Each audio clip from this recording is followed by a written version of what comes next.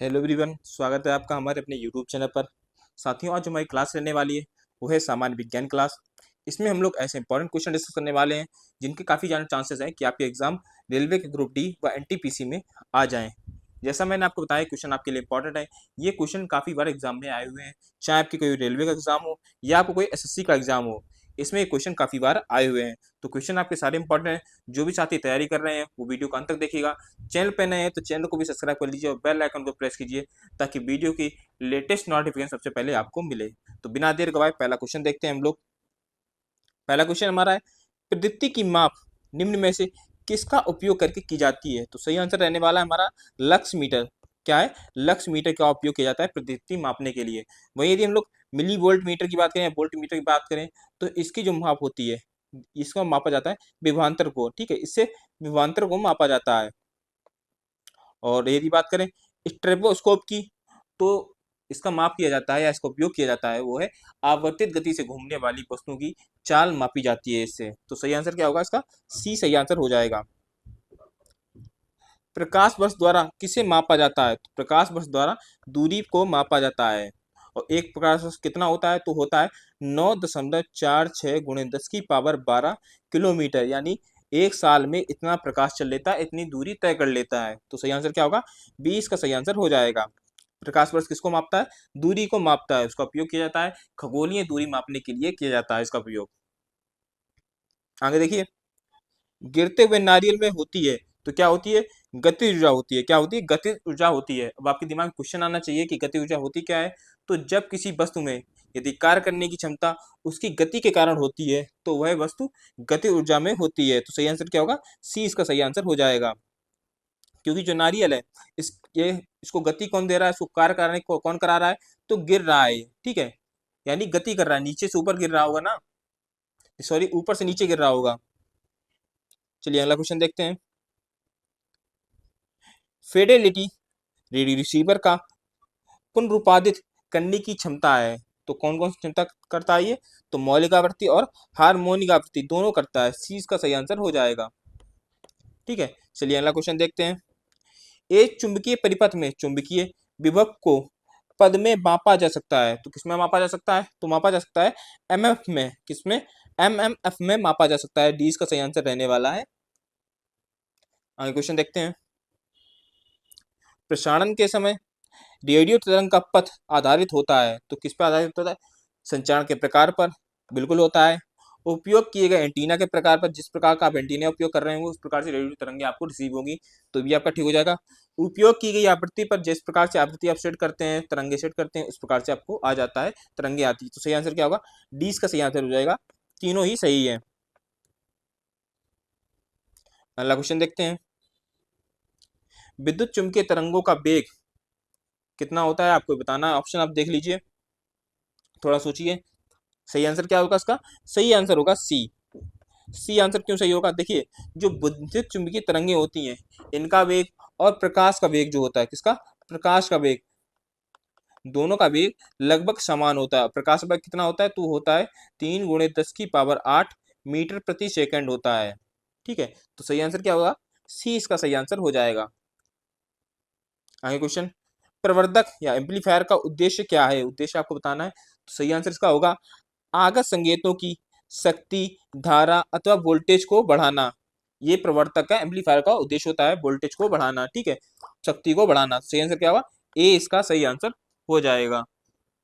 चलिए अगला क्वेश्चन देखते हैं हम लोग अब। विरंजक चूर्ण को जल में मिश्रित करने पर कौन सी गैस निर्मुक्त होती है? तो कौन सी गैस निर्मुक्त होती है? देखिए, सबसे पहले बात करेंगे विरंजक चूर्ण, इसका फार्मूला का होता है। तो ये होता है Ca, और क्वेश्चन में क्या है? OCl का होल ट्वाइस और H2O। ये H2O क्या है आपका? ये जल है। क्या? ये जल है। ये आपका क्या है? विरंजक चूर्ण है। ठीक है, और इसको जब हम लोग जल के साथ मिश्रित करेंगे तो क्या मिलेगा हमें? CaOH2 प्लस Cl2 मिलता है। ये क्या है आपका? CaOH2। तो ये आपका है सूखा हुआ चूना। किसका है? सूखा हुआ चूना। और Cl2 क्या है आपकी? क्लोरीन गैस है। तो सही आंसर क्या होगा? बी इसका सही आंसर हो जाएगा, क्लोरीन गैस है।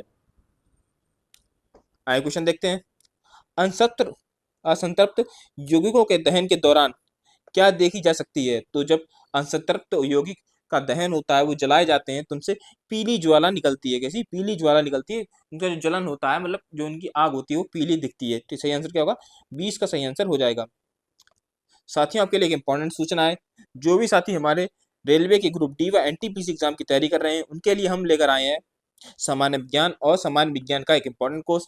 इसमें हम लोग ऐसा सटीक कंटेंट प्रोवाइड कराने वाले हैं जो आपके जो एग्जाम है उसकी दृष्टि से काफी ज्यादा इंपॉर्टेंट रहने वाला है, क्योंकि इसमें जो कंटेंट होगा वो आपके प्रीवियस एग्जाम जैसे हुए हैं चाहे रेलवे के, उस प्रकार जिस प्रकार से रेलवे क्वेश्चन पूछता है उसी प्रकार से हमने सिलेबस आपका सेट किया है, आपके क्वेश्चन सेट किए हैं, आपके जो नोट्स हैं वो सेट किए हैं। आपको जो नोट्स मिलेंगे वो पीडीएफ फॉर्म में मिलने वाले हैं। कोर्स की कीमत मात्र रहने वाली 199 रुपये, लेकिन वर्तमान में छूट चल रही है और इसके छूट के साथ ये मिलेगा कोर्स आपको 149 रुपये मिल जाएगा। 50 रुपये की वर्तमान में छूट चल रही है और ये कोर्स हमारा मिलेगा आपके एग्जाम वेब ऐप पर। यहाँ पे आपको कोर्स मिल जाएगा। इसके अलावा कोर्स रिलेटेड कोई क्वेरी करनी है या आपको कोई करियर से रिलेटेड कोई क्वेरी करनी है तो हमारे व्हाट्सएप नंबर या फिर हमारी कॉल का नंबर है, इस पर आप संपर्क कर सकते हैं, आप अपनी क्वेरी कर सकते हैं। ठीक है, चलिए अगला क्वेश्चन देखते हैं हम लोग अब। एक समजातीय श्रेणी के सभी सदस्यों का एक ही सामान्य सूत्र द्वारा प्रतिनिधित्व किया जा सकता है। निम्नलिखित में से गलत सूत्र का चयन कीजिए। तो ये आपको बताया गया एल्केन, एल्कीन या एल्काइन। तो इनमें से कौन सा सूत्र आपको गलत लग रहा है? 2 मिनट सोचिए। चलिए देखते हैं। तो सही आंसर हमारा है, हमारा कौन सा? बी। ये आपको गलत है, ठीक है, ये गलत है आपका। एल्कलेन CnH2n+3 ये आपका गलत है, ठीक है। एल्कीन का जो सही फार्मूला होता है वो होता है CnH2n+2, ये फार्मूला इसका होता है। सही आंसर क्या होगा इसका? 20 का सही आंसर हो जाएगा। चलिए अगला क्वेश्चन देखते हैं। निम्नलिखित में से कौन सा कथन सही या गलत है? कथन आपको दिए गए। उस क्वेश्चन पढ़ने से पहले यदि वीडियो आपको पसंद आ रही हो, क्वेश्चन पसंद आ रहे हो, अच्छे लग रहे हैं तो वीडियो को लाइक कर दीजिए। चैनल पे नए तो चैनल को भी सब्सक्राइब कर लीजिए और बेल आइकन को प्रेस कीजिए ताकि वीडियो की लेटेस्ट नोटिफिकेशन सबसे पहले आपको मिले। और मैं आपको बताना चाहूँगा हमारी ये क्लास जो चैनल पर साइंस के डेली क्वेश्चन आते हैं 11:10 पर आपको क्लास मिल जाती है। तो यदि आपको क्लास मिस नहीं करनी है तो आप हमारे चैनल को सब्सक्राइब कर सकते हैं। उससे क्या होगा, नोटिफिकेशन आएगा और नोटिफिकेशन देख के आप तुरंत ही हमारी क्लास देख सकते हैं। चलिए कथन देख लेते हैं। पहला कथन हमारा है, एक आवर्त में बाएं से दाएं चलने पर तत्वों की रासायनिक अभिक्रियाशीलता में पहले घट जाती है और फिर बढ़ जाती है। तो ये आपका कथन बिल्कुल सही है। आगे देखते हैं। आवर्तित तालिका के समूह में नीचे जाने पर गैर धातु की रासायनिक अभिक्रियाशीलता बढ़ जाती है। तो देखिए गैर धातु की नहीं बढ़ती है बल्कि बढ़ती है धातु की, ठीक है। जो धातु होती हैं उनकी रासायनिक अभिक्रिया होती है वो बढ़ जाती है जब तालिका में नीचे से जाते हैं, ठीक है, नीचे जाने लगते हैं। लेकिन जो धातु होती हैं, जो गैर धातुएं होती हैं उनकी घट जाती है, ठीक है। जो गैर धातु होगी, गैर धातु, उनकी अभिक्रियाशीलता क्या होगी? घट जाएगी। पहले घटेगी और इसके बाद घट जाती है, उसके बाद बढ़ जाती है।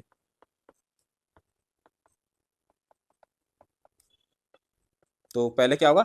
ए आपका सही होगा, बी आपका गलत हो जाएगा। तो सही आंसर क्या होगा इसका? 20 का सही आंसर होगा। कथन ए सही है लेकिन बी गलत है, ठीक है। बी ऑप्शन इसका सही हो जाएगा। आगे देखिए क्वेश्चन क्या है। निम्न में से गलत मिलान का चयन कीजिए। देखिए तांबा CU ये सही है आपका, सोना AU ये भी आपका ठीक है, पारा Me, देखिए पारा का Me नहीं होता है, पारा का होता है Hg, ठीक है, पारा का होता है Hg होता है। और प्लेटिनम का देखिए तो ये PT होता है, ये भी आपका सही है। चांदी का होता है Ag, ये भी आपका सही है। तो केवल क्या है आपका सी ऑप्शन ही गलत है। भाई यदि हम लोग तांबे की बात करें तो तांबे का जो परमाणु संख्या कितनी होती है वो है 29 होती है। कितनी? 29 होती है। और सोने की होती है 79। पारा की कितनी होती है? तो होती है 80। 80 परमाणु संख्या। प्लेटिनम की कितनी होती है? तो 78 होती है। और चांदी की होती है कितनी? 47, ठीक है। तो ये सब आपको याद रखना है। तो केवल क्या कौन सा आंसर सही होगा? सी, ठीक है, सी सही आंसर होगा। केवल सी आपका गलत है यहाँ पे। चलिए अगला क्वेश्चन देखते हैं। निम्नलिखित में से कौन एक द्विविस्थापन अभिक्रिया नहीं है? ऑप्शन देखिए। तब तक मैं आपको बताना चाहूंगा कि वर्तमान में जो हमारी क्लास चल रही है उसकी यदि आपको पीडीएफ चाहिए तो आप हमारे टेलीग्राम चैनल को ज्वाइन कर सकते हैं। वहाँ इसकी पीडीएफ फ्री में मिल जाएगी और जो टेलीग्राम का लिंक है वो हमारे डिस्क्रिप्शन बॉक्स में है, जाइए वहाँ से आप टेलीग्राम पे ज्वाइन कर सकते हैं। तो चलिए कौन सी विक्रिया नहीं है? तो सही आंसर होगा हमारा बी, ठीक है। बी सही आंसर होगा Mg3N2 + 6H2O 3 MgOH और 2NH3। ठीक है, ये क्या होगा, ये दो स्थापन प्रक्रिया नहीं होगी, ये कैसी प्रक्रिया है, ये अपघटन प्रक्रिया है। कैसी? अपघटन प्रक्रिया है। द्विविस्थापन प्रक्रिया आखिर होती क्या है? तो जिसमें एक से एक अधिक क्रियाशील तत्व जब दूसरे क्रियाशील तत्व से घुल जाते हैं तो जो यौगिक बनता है उसे विस्थापित कर देता है, इसी उसको क्या कहते हैं? द्विविस्थापन प्रक्रिया कहते हैं। तो इन तीनों में ये द्विविस्थापन प्रक्रिया तीनों है, लेकिन जो बी ऑप्शन है आपका, ये आपकी अपघटन प्रक्रिया है। चलिए अगला क्वेश्चन देखते हैं हम लोग अब। कौन सा खतरनाक पदार्थ फेफड़ों के कैंसर का कारण बन सकता है? तो कौन सा बन सकता है? कौन सकता है? एस्पेटेसस के कण। ठीक है, चलिए बी ऑप्शन इसका सही होगा। अगला क्वेश्चन, कुछ प्राथमिक उपचार बक्सों में एंटीहिस्टामाइन पाए जाते हैं, इन दवाओं को कब लेना चाहिए? तो लेना चाहिए जब बुखार और अन्य एलर्जी के लक्षणों को कम करने के लिए लेना चाहिए। ठीक है, बी इसका सही आंसर हो जाएगा। अगला क्वेश्चन, खालिस्तान बनना है आपको। गन्ने से निकलने वाले रस के निष्कर्षण के बाद बचा हुआ फाइबर है, तो कौन सा फाइबर होता है? वो होता है आपका बेगास फाइबर। क्या है? बेगास। ठीक है, क्या होगा यहाँ पे? बेगास होगा। सी ऑप्शन इसका सही हो जाएगा। अगला क्वेश्चन, हमारे भोजन में कॉफी, पालक, प्याज, चाय हमें भोजन के रूप में निम्नलिखित में से किस तत्व को प्रदान करते हैं? तो किसको प्रदान करते हैं? वो प्रदान करते हैं फ्लोराइड को। किसको? फ्लोराइड को प्रदान करते हैं। कौन? कॉफी, पालक, चाय, प्याज, ये सब क्या है? फ्लोराइड तत्व प्रदान करते हैं। ये इसका सही आंसर होगा। अगला क्वेश्चन, प्राथमिक चिकित्सा बॉक्स में एक सामान्य दवा इबुप्रोफेन है, इबुप्रोफेन कब लिया जाना चाहिए? तो ये लिया जाना चाहिए जब दर्द, बुखार, सूजन का इलाज करने के लिए आपको लेना चाहिए। ठीक है, डी इसका सही आंसर हो जाएगा।